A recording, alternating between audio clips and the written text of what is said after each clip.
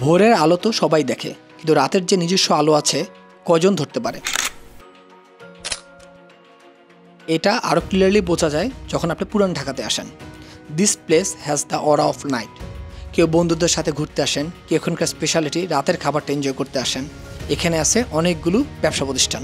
Mainly Mughal আমল থেকেই পুরান ঢাকার রাতের খাওয়ার যে কালচারটা সেটা শুরু। তখন যদিও বিষয়টা জাস্ট ইভেন্ট বেসড ছিল, 20th সেঞ্চুরি থেকে ধীরে ধীরে সেটাই এখন আমাদের কালচারের একটি integral part. And it is just not only about food. যেই ব্যাপারটা পুরান ঢাকাকে ডিফারেন্সিয়েট করেছে সেটা এখানকার ইউনিক লাইফস্টাইল।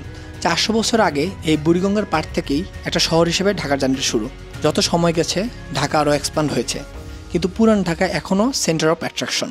রাতের পুরান ঢাকার কথা তো অনেক বললাম, কিন্তু এই রাতের ঢাকার যে বিউটি সেটা খুব নাইসলি ক্যাপচার করা যায়, তাও লো লাইটে।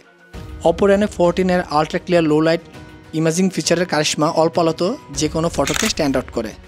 ইভেন আপনি মোমবাতির আলোতেও সুন্দর ছবি তুলতে পারবেন।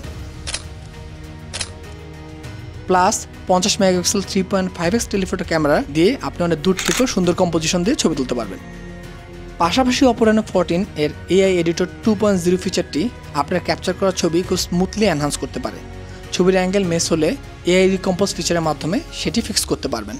আমি জীবনটা যাপন না, উদযাপন করতে পছন্দ করি, আর আমার celebrating companion Oppo Reno 14। Let's celebrate with Reno 14 series.